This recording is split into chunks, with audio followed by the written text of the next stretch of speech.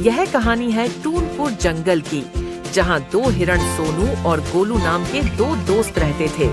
दोनों ही हमेशा एक दूसरे के साथ रहते थे, एक दूसरे के साथ खेलते थे। एक दिन जब दोनों शाम को अपने घर वापस लौटे तो उन्होंने देखा गोलू के भाई का तो शेर ने शिकार कर लिया। जंगल में बहुत ही डर का माहौल बन गया था। माँ, ये सब कैसे हुआ? पता नहीं बेटा, अपने जंगल में तो एक भी शेर नहीं था। फिर ये शेर कहाँ से आ गया जिसने तुम्हारे छोटे भाई का शिकार कर लिया? कितना खुशहाल जंगल था अपना। ये टोनपुर किसकी नजर लग गई बेटा हमारे इस जंगल को? तुम फिक्र नहीं करो माँ, मैं अपने छोटे भाई का बदला जरूर लूंगा। मैं और सोनू कुछ करेंगे। अब इस जंगल में किसी का शिकार नहीं हो सकता। बस तुम मुझे यह बता दो, शेर किस दिशा में है? फिर गोलू की माँ ने गोलू को बताया कि उसका छोटा भाई उत्तर दिशा में खेलने के लिए गया था। इस दिशा में पहाड़ी के नीचे उसका शिकार हुआ है। इतना सुनते ही सोनू और गोलू वहाँ से शेर की तलाश पर निकल गए। सोनू और गोलू को भटकने भटकते रात हो गई, लेकिन शेर कहीं नहीं मिला।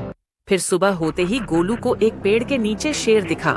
फिर सोनू गोलू से बोला, देखो गोलू भाई, ये काम जोश का नहीं, होश का है।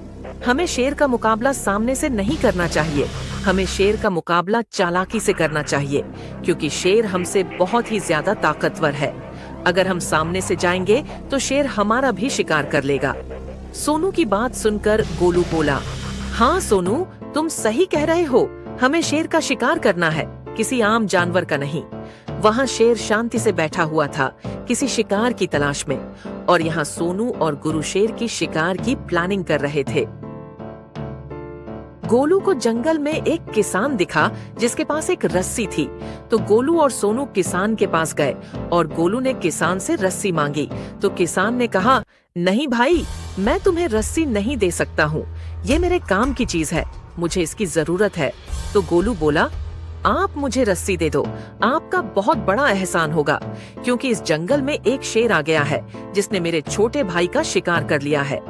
इस जंगल में आपके जानवर भी चारा चरने के लिए आते होंगे। वो शेर आपके भेड़ बकरियों का शिकार भी कर सकता है। अगर मैं शेर का शिकार कर लूं, तो इसमें हम सबका भला होगा। आप मुझे रस्सी दे दो, उसी में सबका भला है। गोलू की बातें सुनकर किसान बोला, हाँ ठीक है, ये लो रस्सी, लेकिन भाई तुम्हारा काम हो जाए तो तुम रस्सी वापस लौटा देना। फिर गोलू ने किसान से रस्सी ले ली और सोनू के साथ एक प्लान बनाया, और प्लान के अनुसार सोनू नदी के पास बैठ गया और गोलू शेर के पास गया। तो गोलू को अपनी तरफ देखते हुए शेर बहुत खुश हो गया और सोचने लगा, आज तो शिकार खुद ही चलकर मेरे पास आ गया। गोलू बोला, अरे ओ मूर्ख शेर, तू मुझे देखकर इतना खुश क्यों हो रहा है? मैं शिकार नहीं, शिकारी हूँ। तो शेर बोला, वह तो वक्त आने पर पता चलेगा कौन किसका शिकार करेगा। मैंने कल ही एक हिरण को शिकार किया है।